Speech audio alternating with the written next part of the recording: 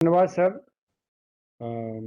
इस प्रक्रिया के संबंध में विस्तृत प्रस्तुतिकरण के माध्यम से डिटेल जानकारी क्रमबद्ध तरीके से आप सबको दी जा रही है कि किस तरह की प्रक्रिया है। तो इसको नेक्स्ट, जो ऑनलाइन निःशुल्क प्रवेश प्रक्रिया के चरण हैं, यहाँ से प्रारंभ किया जाएगा। आपको ज्ञात है कि पालकों द्वारा ऑनलाइन आवेदन करना, वो हमारी प्रक्रिया 15 तारीख से स्टार्ट है। सर ने अभी बताया भी कि हमारे जो आवेदनों की संख्या है एकदम 38,000 हो गई है। और हमारी एक्सपेक्टेशंस ये है कि जिस दिन से आपका 20 से जो वेरिफिकेशन 1 जुलाई तक होगा, तो ये संख्या 60 से 70 हज़ार हो सकती है। तो निश्चित तौर पे एक काफ़ी संख्या में लोग सत्यापन केंद्र पर आएंगे। मंडे को ज़्यादा भीड़ होने की संभावना है, इसलिए सभी स्लॉट बना सकते हैं कि हम एक एक घंटे से बुला लें। भीड़ अगर कहीं भी हो रही तो हम उसको अरेंज कर सकें। व्यवस्था जन शिक्षा केंद्र प्रभारी की होनी चाहिए। इसकी प्लानिंग आपको आज ही करना है, क्योंकि फिर कल और परसों 2 दिन अवकाश रहेगा।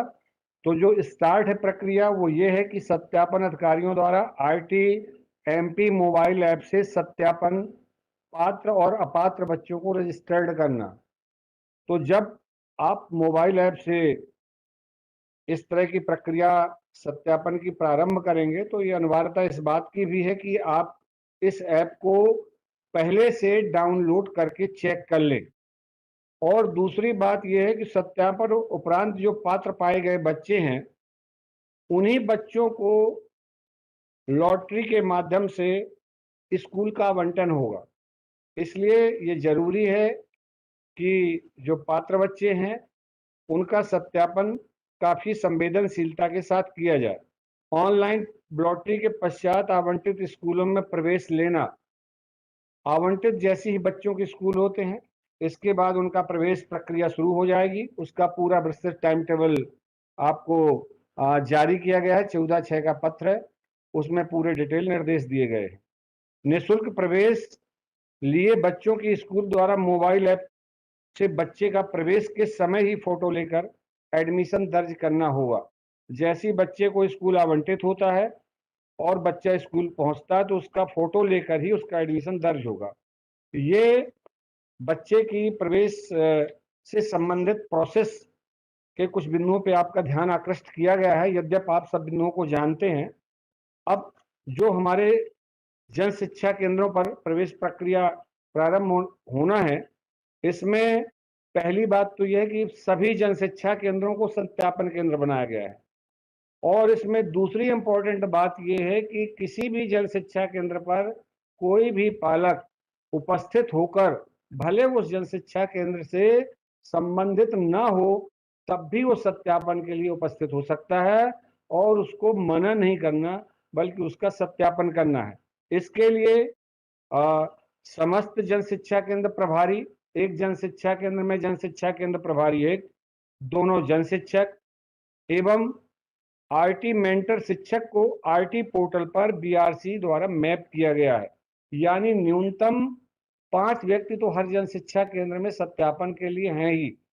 जैसा अभी संचालक सर ने भी बतलाया है कि यदि भीड़ होती है तो उनको पूरा व्यवस्थित कर लें, स्लॉट में आवंटन कर दें, उनके बैठने की व्यवस्था कर दें, उनको पानी पीने की व्यवस्था कर दें, ताकि पालक परेशान ना हो। और इसके बाद जो सबसे महत्वपूर्ण बात है, जो भीड़ मैनेज करने की बात है, उसमें रिक्वेस्ट ये है कि आप पहले से अपने जो सत्यापनकर्ता अधिकारी हैं उनकी संख्या बढ़ा सकते हैं। आपको प्रक्रिया पता है कि BRCC DPC से अनुमोदन लेकर अधिक भी बढ़ा सकता है। ये शहरी क्षेत्रों में ज़्यादा दिक्कत होगी, ज़्यादा लोग आएंगे, क्योंकि लगातार प्रवेश की संख्या बढ़ रही है। लास्ट ईयर ये देखा गया था कि जो सेंटर में लोकेट हैं सत्यापन केंद्र, उनमें भीड़ ज़्यादा हो जाती है। अक्सर पालक ये चाहता है कि हमारे सिटी के बीच में जहाँ पे हम वहाँ पे सत्यापन करा लें। तो DPC साहब को देखना होगा कि हमारा ऐसा कौन सा जन शिक्षा केंद्र है जो बीच में लोकेट है, जहाँ पे ज़्यादा भीड़ होने की संभावना है। तो वहाँ 5 से भी अधिक ज़्यादा को हम सत्यापन अधिकारी बना सकते हैं। इसलिए मैं RT मेंटर ये शब्द का यूज किया गया। RT मेंटर मतलब है कि हमारा काम इंस्पेक्टर का काम नहीं है, मेंटर का है कि एक बार हम देख लें उसको, डॉक्यूमेंट देख लें, उसको हमें क्या क्या चेक करना है वो उससे सीक्वेंस में लगवा लें, ताकि उसको हम अनावश्यक परेशान ना करें। वैसे विभाग की छवि नहीं जानी चाहिए कि हमें परेशान किया जा रहा है। पात्रता का परीक्षण करना है उसके, जो उसने आवेदन भरा है और जो उसके ओरिजिनल डॉक्यूमेंट है, ओरिजिनल डॉक्यूमेंट से जो उसने भरा हुआ है उससे हमें मिलान करना है।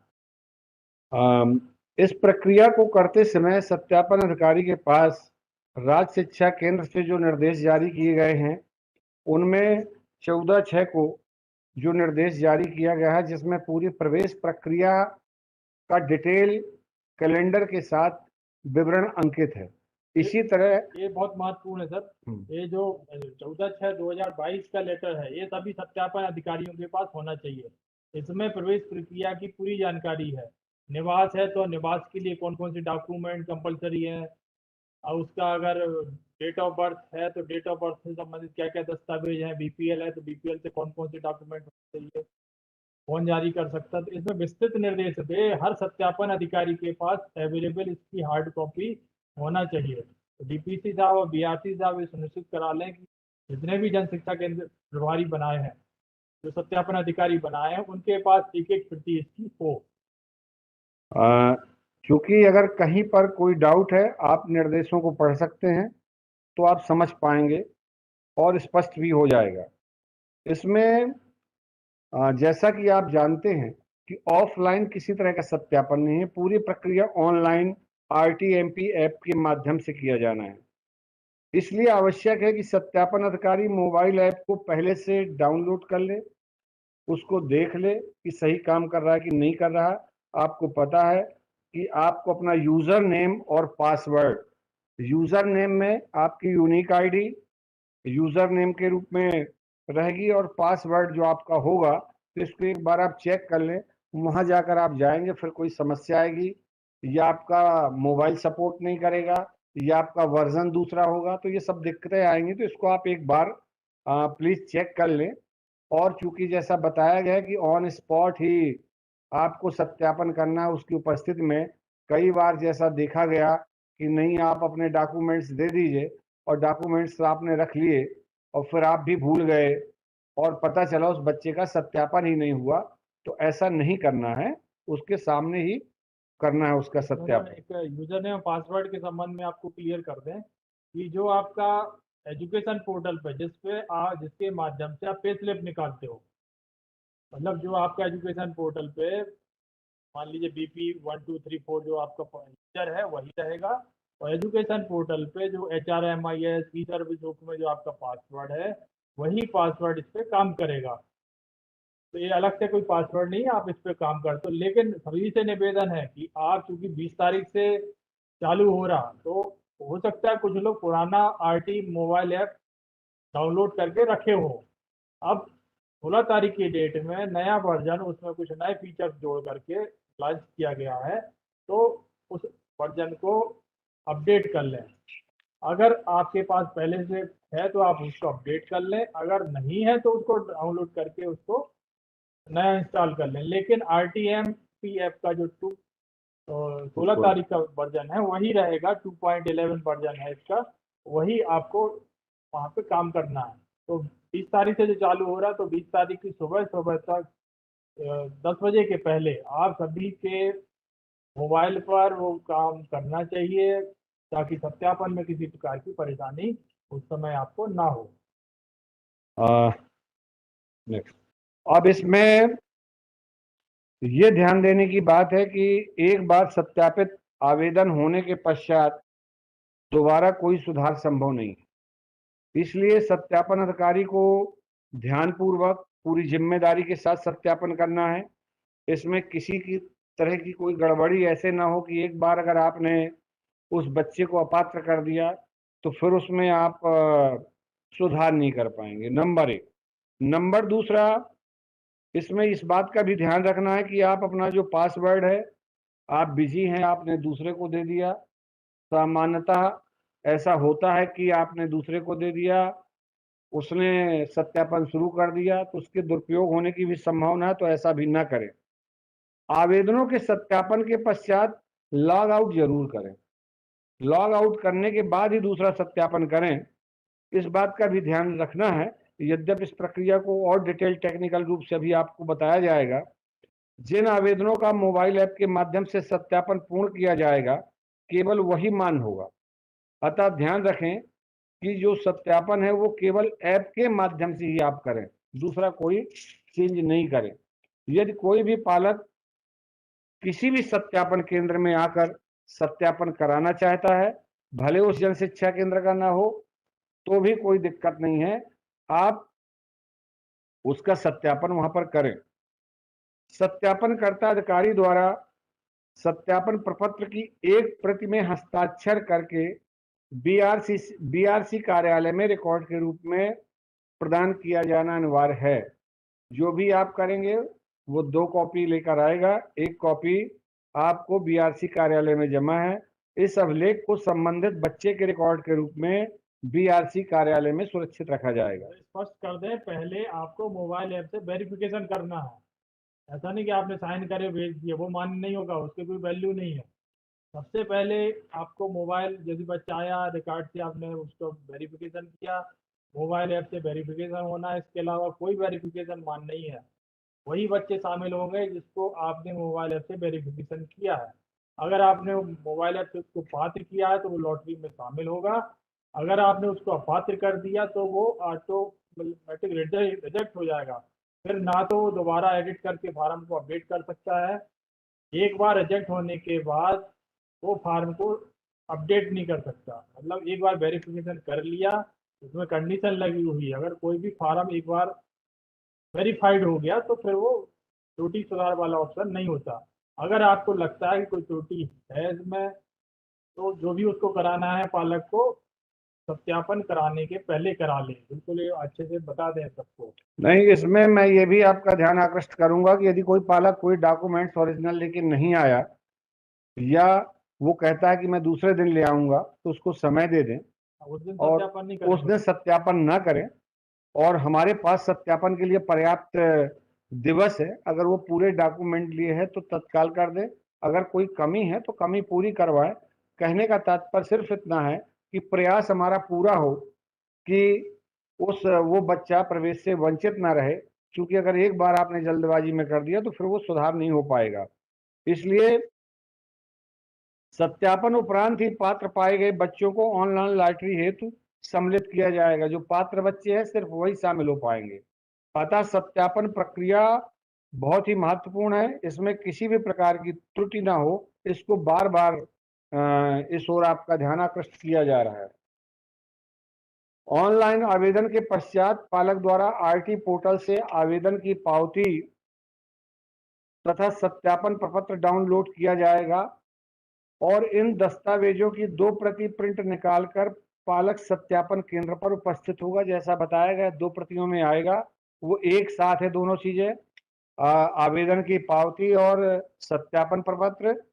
तो सत्यापन केंद्र पर आवेदक द्वारा आरटी में निःशुल्क प्रवेश हेतु अंकित जानकारी का मिलान संबंधी मूल प्रमाण पत्र से किया जाएगा।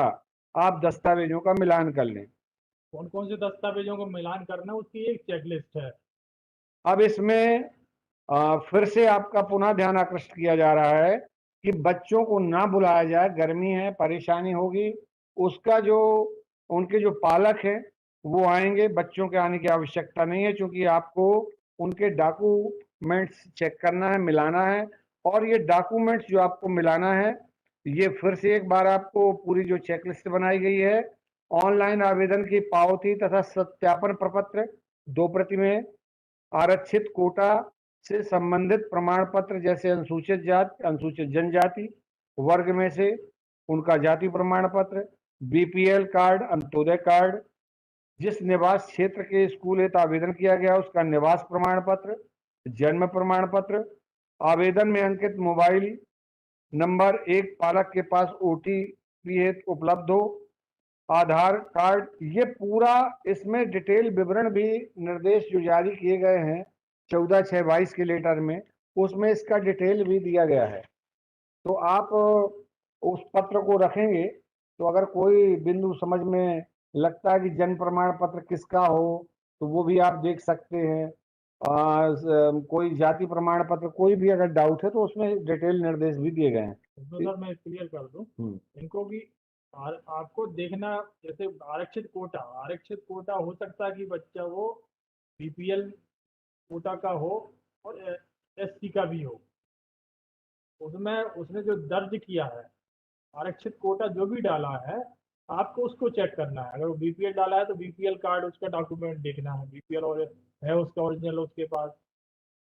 निवास प्रमाण पत्र में जो लगे हैं कौन कौन से निवास प्रूफ अन्य है, वो देखना है। ऐसे उसके पास एक ओटीपी जाना है तो उसको बोलना है कि भाई आप एक मोबाइल नंबर आपके पास, ऐसा तो नहीं जो भरा था फार्म में वो लेके नहीं आया हो। नहीं आएगा तो उसके पास वेरिफिकेशन मैसेज नहीं जाएगा। तो ये सारी चीज़ें हमें पहले से देख लेने कि भाई आपको कितने डॉक्यूमेंट लगने हैं, ये जानकारी है जो आप पहले से तैयार करके रख लो। क्योंकि समग्र में जानकारी इसने भरी है, समग्र के आधार पर हमने कबाड़ वगैरह लिया है, तो समग्र पात्र पर्ची जो होती है वो है। आधार कार्ड की फुल कार्ड है उसका, वो ले लें। इसमें वंचित समूह में जो इनका आरक्षित कोटा है, एक वंचित समूह के बच्चे हैं, दूसरे कमजोर वर्ग के। इसमें अनुसूचित जात, अनुसूचित जनजात, वन भूमि के पट्टाधारी परिवार, विमुक्त जात, निःशक्त बच्चे जिनका मेडिकल बोर्ड से द्वारा प्रमाण पत्र जारी किया गया हो, HIV ग्रस्त बच्चे, ये सक्षम अधिकारी द्वारा प्रमाण पत्र जारी किया गया हो, इसको देखना है। और कमजोर वर्ग में गरीबी रेखा के नीचे रहने वाले परिवार के बच्चे, इसमें BPL कार्ड, अंत्योदय कार्डधारी, अनाथ बच्चे, राज्य शासन द्वारा अनाथ बच्चों को भी कमजोर वर्ग में शामिल किया गया है। और तीसरी कैटेगरी वही कोविड से माता पिता अभिभावकों की मृत्यु के कारण जो बच्चे अनाथ हो गए हैं, ऐसे बच्चों की शिक्षा, आर्थिक सहायता तथा खाद्य सुरक्षा के लिए मुख्यमंत्री कोविड-19 बाल कल्याण योजना के हितग्राही आरक्षित कोटा से संबंधित आवश्यक दस्तावेज का सत्यापन कर लें और संतुष्ट हो जाएं। इसमें सर ये है कि एक कोविड-19 के तहत एक रजिस्ट्रेशन हुआ था, जो बच्चे हाथ हुए थे कोविड-19 के कारण, उनका महिला विकास की वेबसाइट थी, उस पर पंजीयन हुआ था, पंजीयन क्रमांक भी उस पर डाला हुआ है, तो वो देखना है कि जरूर हो। अगर इसमें कोई निर्देश या कुछ और डिटेल जानकारी आपको पूछना हो तो अलग से आप पूछ सकते।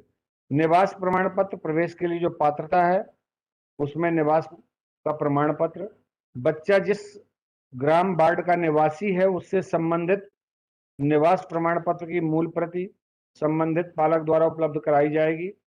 मूल प्रति के आधार पर ही सत्यापन किया जाएगा। आवश्यक दस्तावेज का विवरण निर्देश में उपलब्ध है, जो निर्देश जिसका मैं बार बार उल्लेख कर रहा हूं 14 तारीख का। आयु से संबंधित जो जानकारी है वो भी स्पष्ट हो आपको कि नर्सरी, KG1, KG2 में 3 से 5 आयु वर्ग के बच्चे, और कक्षा 1 में प्रवेश के लिए न्यूनतम 5 से 7 वर्ष के बच्चे। अब इनके जो आयु की गणना है वो 16 जून 22 की तिथि स्थिति में की जाएगी।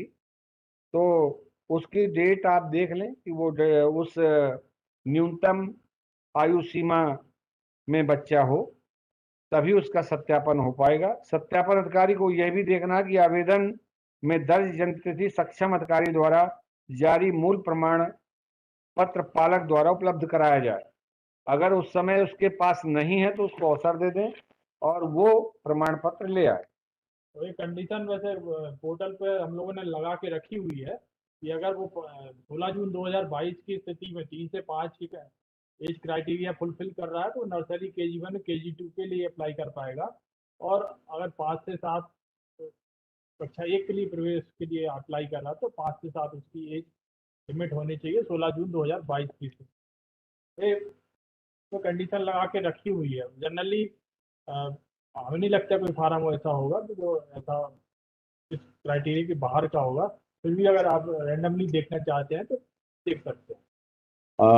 पुनः आपका ध्यान आकृष्ट किया जा रहा है कि आधार कार्ड यदि समग्र में बच्चे का प्रथम नाम एवं आधार में बच्चे का प्रथम नाम समान है और उसके माता पिता का नाम वही है, तो ऐसे आवेदनों को अपात्र नहीं किया जाए, क्योंकि समग्र एवं आधार अलग अलग एजेंसी द्वारा बनाए गए हैं। कहने का तात्पर्य यह है कि अगर कोई माइनर स्पेलिंग में मिस्टेक है, कोई ऐसी गलती है, तो अगर उनके माता पिता का नाम मैच कर रहा है तो आवेदन को मान्य किया जाए। ये इसलिए कहा गया है कि कई बार इसका उल्लेख इसलिए किया गया है, संचालक सर ने भी इसको ध्यान आकृष्ट किया है कि कोई बच्चा जरा सी नाम की गलती सामान्यतः हो जाती है, पर आप संतुष्ट हो जाए कि अगर माता पिता का नाम वही है तो ऐसे बच्चों को अपात्र न किया जाए, पात्र किया जाए। नाम मतलब स्पेलिंग से मिस्टेक से मतलब है कि जैसे रमाशंकर तिवारी जी हैं, इनका नाम और पंकज के नाम में तो नाम अंतर है, लेकिन मेरा नाम है पंकज PNKJ, हो सकता है कि मेरा समझ में PNKJ बस डला हो, तो उच्चारण अगर सेम आ रहा है। पिता का नाम, पिता का नाम, हाँ, तो लेकिन मेरे पिताजी का नाम मिल रहा है, माता जी का मिल रहा है, बाकी डिटेल मिल रहा है, तो फिर वो तो रिजेक्ट करने का कोई बेस बनता नहीं है। स्पेलिंग माइनर मिस्टेक है तो रिजेक्ट नहीं करना, लेकिन अगर पंकज की जगह पे रमाशंकर तिवारी जी का नाम डला हुआ है तो फिर वो तो पूरा नाम ही बदल हाँ, गया। वो फार्म भरा उसने पंकज के नाम से और वेरिफिकेशन कराने आया रमाशंकर तिवारी के नाम से, तो रिजेक्ट होना ही है। तो इस बात का थोड़ा सा आपको ध्यान रखना है। और जो अभी कोविड-19 की बात हो रही थी, जो बच्चे अनाथ हुए हैं, जैसा कि आपको बताया गया था कि इसमें महिला बाल विकास पोर्टल की का डिटेल दिया हुआ है, ये वेबसाइट है ये उसका। उसकी वेबसाइट है और उसमें इसके निर्देश भी जारी किए गए थे। निर्देश लास्ट में ये देखेंगे, आदेश क्रमांक 1373, ये सभी जिलों को भेजे गए थे 21/5/21, और नहीं होंगे तो पुनः उपलब्ध करा दिए जाएंगे। तो कोविड-19 के बच्चों के लिए उस महिला बाल विकास के पोर्टल से और ये सब निर्देश दिए गए हैं, उसके आधार पर उनका आपका सत्यापन करना है। ये आवेदन का जो बच्चा फॉर्म भर रहा है उसके एक सैंपल हमने आपको दिखाया है। अब आगे की जो ये प्रक्रिया है, इसके लिए मैं पंकज श्रीवास्तव जी से अनुरोध करूंगा कि इनका जो टेक्निकल जो प्रोसेस है उसका एक प्रदर्शन आपके समक्ष करें, और आपसे अनुरोध करूंगा कि आप इसको ध्यान से नोट भी कर लें, इसकी प्रोसेस। जैसे हम लोगों ने आपको फर्स्ट स्लाइड में दिखाया था कि सबसे पहला काम है RTportal.mp.gov.in पर बच्चे को अपनी जानकारी को दर्ज करना है। जानकारी दर्ज करने के बाद एक प्रिंट आउट निकलेगा जो स्टेप में होगा। बच्चे का फॉर्म है जो आपके पास वो लेके आएगा।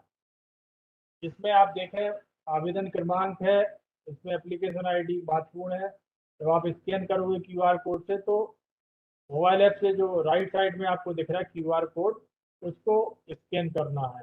हो सकता है कोई ऐसा फॉर्म हो जो मुड़ गया हो या स्क्रैच लग गया हो, बच्चे ने पेन चला दिया हो, QR कोड से आप स्कैन नहीं कर पा रहे हैं, तो आप उसका समग्र ID डालेंगे और आवेदन क्रमांक डालेंगे, वर्जन नंबर डालेंगे, तो वो आवेदन उठ के जो उसने भरा है वो आपकी मोबाइल ऐप पर दिखने लगेगा। इसमें सबसे पहले प्रवेशार्थी का सदस्य ID है, समग्र परिवार ID है, और एक लास्ट में जो हमने ब्लू कलर से किया है, एक दिन उसमें आधार नंबर के आगे एक रेफरेंस ID दिखाई जा रही थी। रेफरेंस ID में बाद में डिसाइड हुआ कि रेफरेंस ID भी हम नहीं दिखा सकते, तो फिर वो आधार क्रमांक डला हुआ, आधार क्रमांक लेवल में डला हुआ है और उसमें लास्ट डिजिट, शुरुआत के जो 8 डिजिट है वो क्रॉस है और लास्ट के 4 डिजिट है वो रेफरेंस ID है, आधार नंबर नहीं है वो। तो आप कंफ्यूज ना हो, ये बिल्कुल ना मिलाएं कि आधार नंबर आपका लास्ट डिजिट में 1 2 3 4 नहीं है और आपका ओरिजिनल ये है। तो इसको आधार नंबर को जो ये प्रिंट में आ रहा है वो चेक नहीं करना है, इसलिए मैंने इसको ब्लू किया हुआ है। अब हम लोगों ने जो आवेदन प्रिंट आउट है उससे आधार क्रमांक हटा दिया है। आधार क्रमांक प्रिंट पहले भी नहीं हो रहा था, वो रेफरेंस नंबर प्रिंट हो रहा था। तो हो सकता है कुछ ऐसे 4 6 केस आपके सत्यापन केंद्र में आए, तो कहे कि उस वजह से किसी को निरस्त ना किया जाए।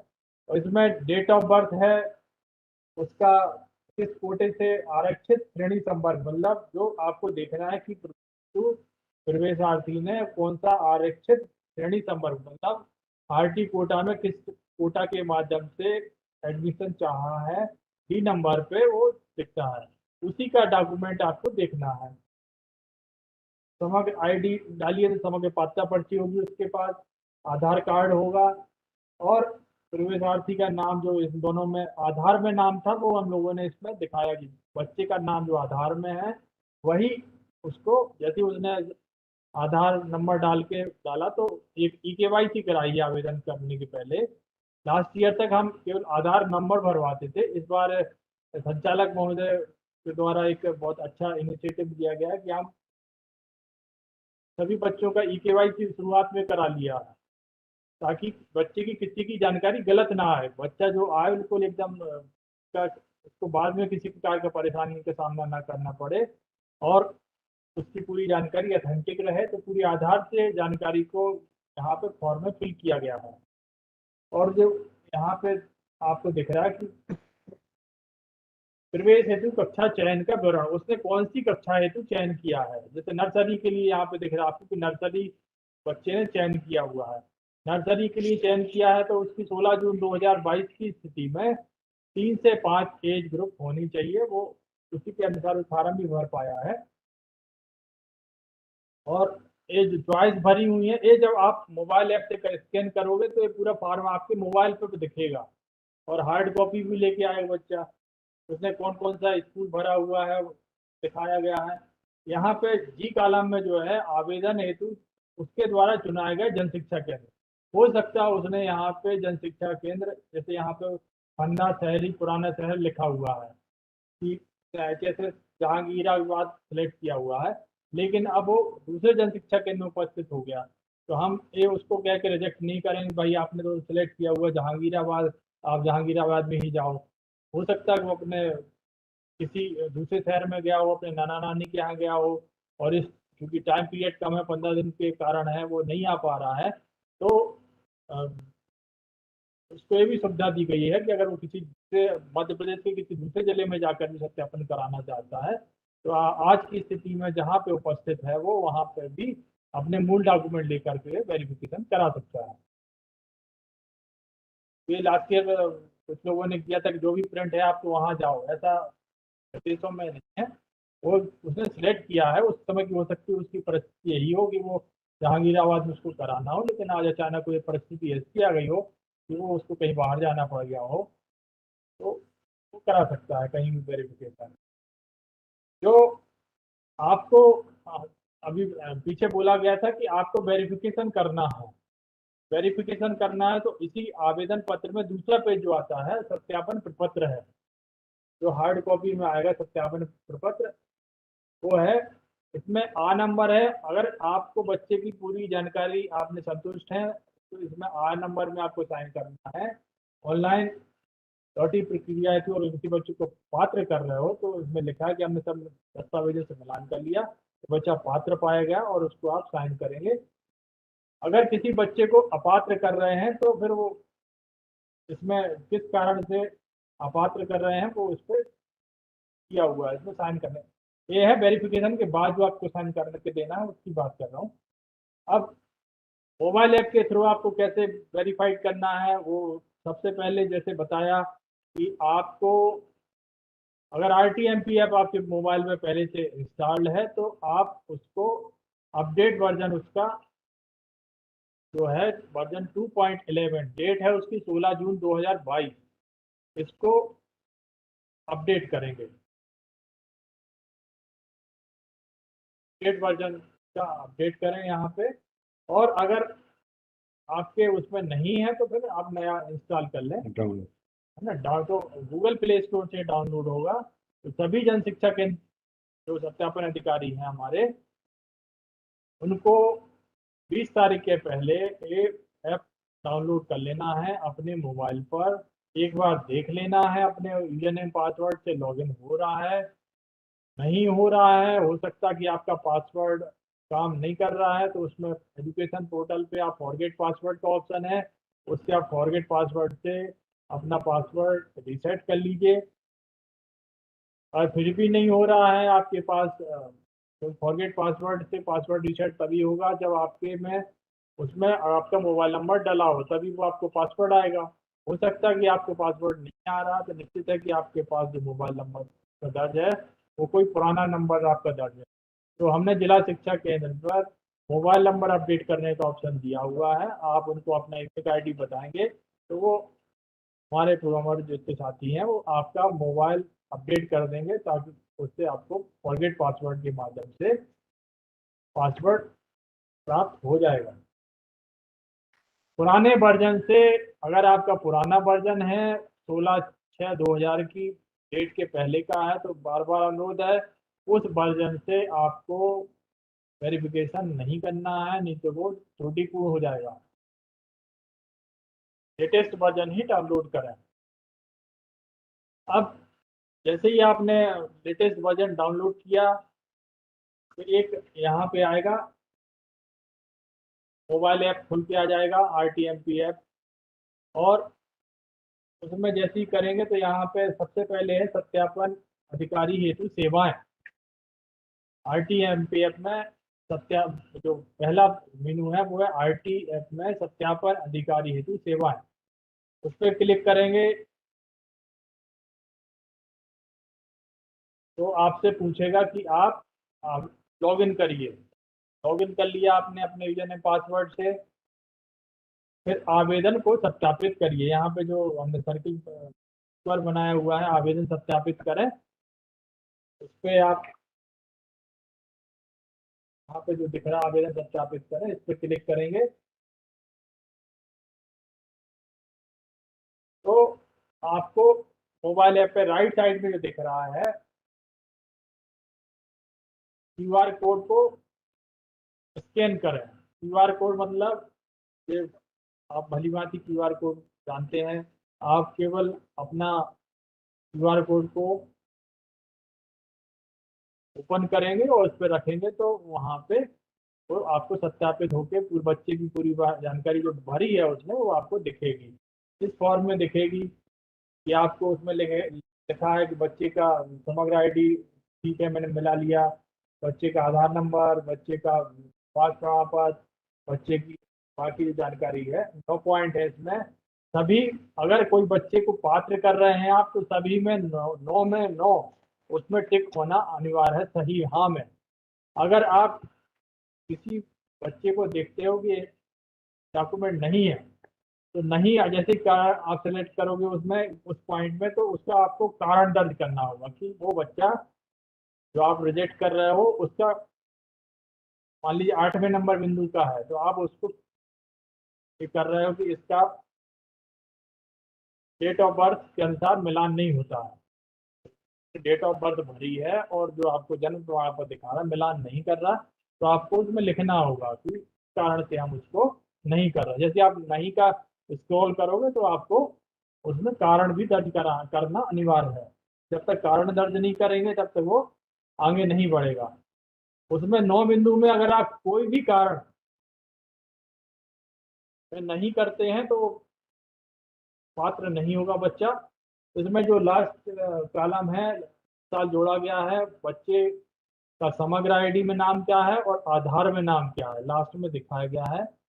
जैसे चालक महोदय ने भी आपको चिंता जाहिर की गई है, तिवारी सर ने भी जाहिर की गई है कि माइनर मिस्टेक के कारण कि समग्र में जरा सी ए और ई की स्पेलिंग मिस्टेक है, उसके कारण हम बच्चे को रिजेक्ट नहीं करें। जैसे ही आप 9वें पॉइंट में हाँ करते हो तो बच्चे को पात्र होने का एक कंफर्मेशन पूछेगा वो आपसे कि यहाँ पे आपने ये यहाँ पे डाला हमने कि नहीं कर दिया इसमें, तो रिमार्क पूछ रहा है कि आप क्यों रिजेक्ट कर रहे हो। जैसे ही आपने सभी में हाँ कर दिया या सभी में ना कर दिया या किसी एक में भी ना कर रहे हो तो वो ना अपात्र ही है बच्चा। तो ये कंफर्मेशन मैसेज और आएगा आपको, क्या आप इसको डाटा को सेव करना चाहते हो। अगर आप कहते हो हाँ मैं सेव करना चाहता हूँ, तो जैसे ही आप सेव करना चाहे वो, तो अगर आपने सभी में हाँ सेलेक्ट किया हो तो वो बच्चा पात्र होगा। अगर कोई भी बिंदु आपने अपात्र ना किया है तो बच्चा अपात्र होगा। जैसे ही पात्र अपात्र आपने प्रोसेस पूरी कर ली और उस बच्चे के जो उसने फॉर्म में भरा हुआ है मोबाइल नंबर, अपना मोबाइल नंबर डाला है, उस पर एक एसएमएस जाएगा उसको। पात्र होने होगा तो पात्र होने का एसएमएस जाएगा, और अपात्र है तो अपात्र होने का एक एसएमएस जाएगा। जैसे ही एसएमएस पहुंचा तो एक प्रक्रिया सत्यापन की हमारी खत्म हो जाती है। एक बच्चे को जो सत्यापन है वो सिंपल सा सत्यापन है। क्यूआर कोड आपने स्कैन किया, बच्चे की जानकारी उसकी आई, आपको मूल डॉक्यूमेंट से पहले ही आपने वेरीफाई ला लिया। आपको केवल मोबाइल ऐप से हाँ हाँ हाँ करना है, अगर कोई नहीं है तो नहीं करना है। इसमें जो विशेष ध्यान देने वाली बात है कि जैसे डायरेक्टर सर ने बताया था कि आपको बंडल बना के नहीं रखना है कि आपने कोई आया सत्यापन कराने, आपने उसके डॉक्यूमेंट रख लिए, हाँ हम कल कर देंगे इसको, ऐसा बिल्कुल नहीं करना। कल कर देंगे मतलब कल ही तो उसका सत्यापन होना है, क्योंकि रियल टाइम है। जैसे आप सत्यापन करते हो आपको खुद आपके मोबाइल ऐप पर दिख जाता है कि आपने कौन से बच्चे को पात्र किया, कौन से बच्चे को अपात्र किया। rtportal.mp पर भी रिपोर्ट जनरेट हो जाती है कि आपने किस बच्चे को पात्र किया है, किस बच्चे को अपात्र किया है। तो हर बच्चे के अगेंस्ट में किसने पात्र किया, किसने अपात्र किया, उसका नाम, मोबाइल नंबर, उसका किस मोबाइल नंबर से उसकी पात्रता कंफर्मेशन हुआ है वो लॉग बनता है।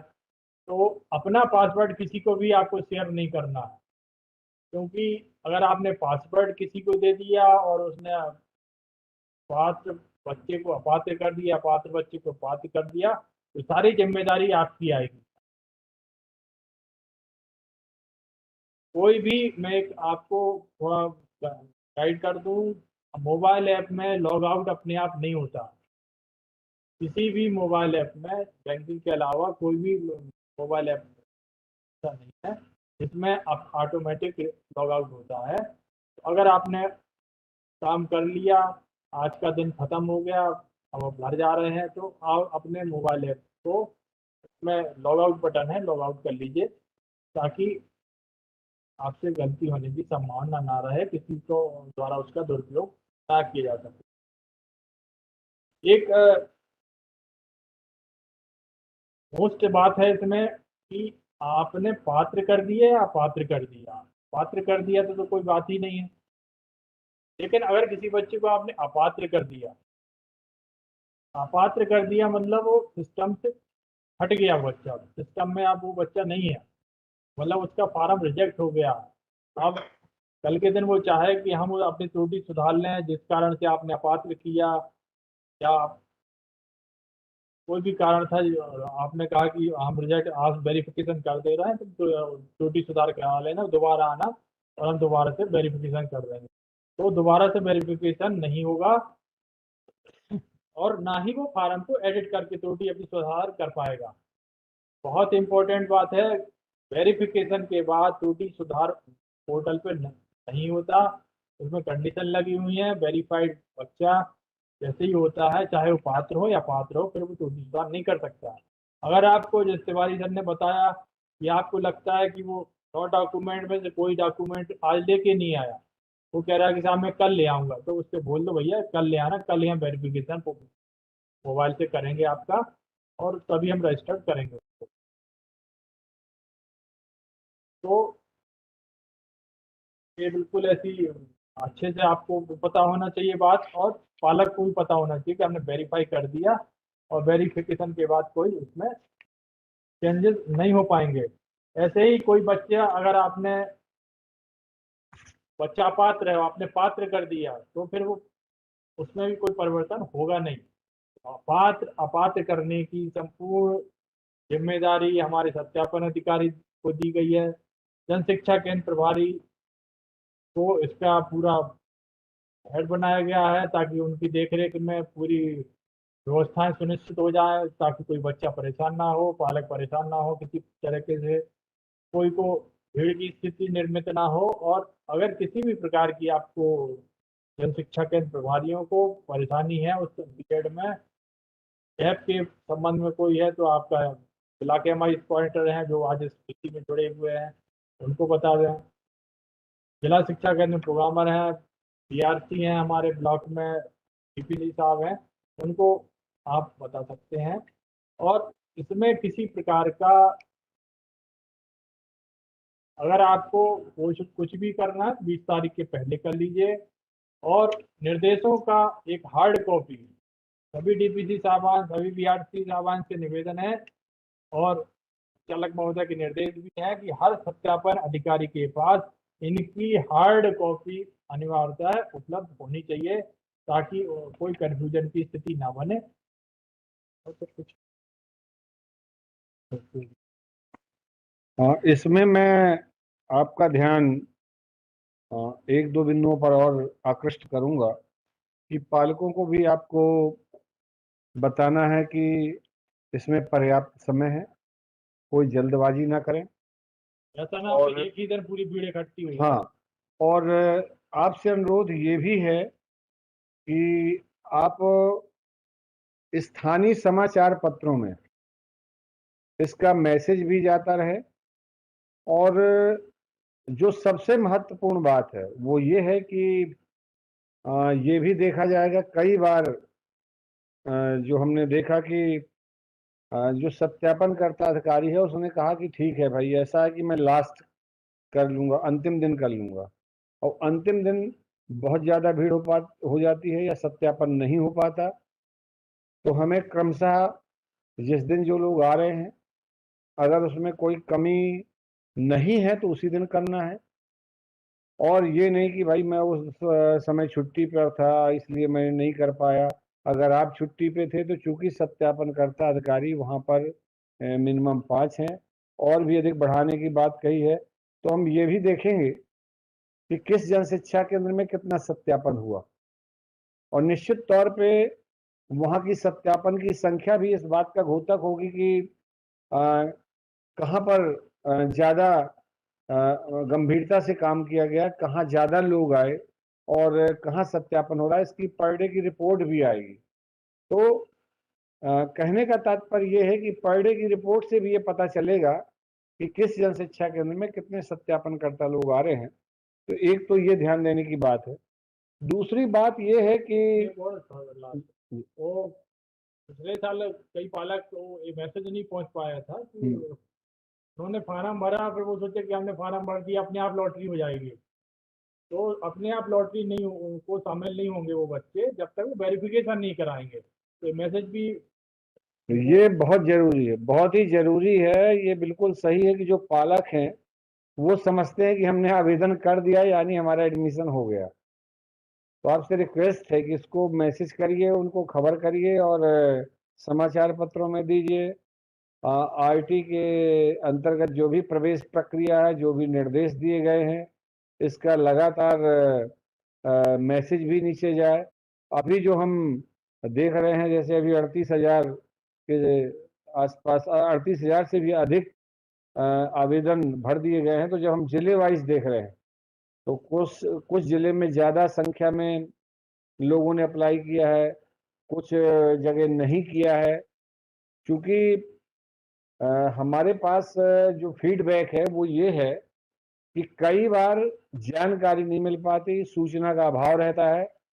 तो मैं ये रिक्वेस्ट करूंगा कि लगातार, यद्यपि इस बात की भी हमें जानकारी है कि ये चुनाव का समय है, नगरीय निकाय के और ग्राम पंचायत के दोनों चुनाव चल रहे हैं, और निश्चित तौर पर आपकी व्यस्तताएं बहुत अधिक है, इसमें कोई संदेह नहीं है। लेकिन फिर भी आपसे रिक्वेस्ट ये है कि इसके बाद भी आप बच्चों के लिए अपने समय को चुनाव से आरक्षित करके और इस कार्य को काफ़ी संवेदनशीलता के साथ आप पहले भी करते रहे हैं, अभी भी करेंगे। लेकिन चूँकि ये तकनीकी प्रक्रिया है, इसलिए इतनी बात करने की आवश्यकता पड़ी। जिस तरह का हमारे पार्ट से हमें ऐसा लगा कि बिंदुओं को स्पष्ट किया जाए और हमने पूरी बात जो निर्देश थे उनको स्पष्ट किया, जो टेक्निकल प्रक्रिया थी उसको भी किया। अब मैं डायरेक्टर सर से अनुरोध करूंगा कि चूंकि हमने दोनों बातें सर स्पष्ट कर दी हैं, पूरी प्रक्रिया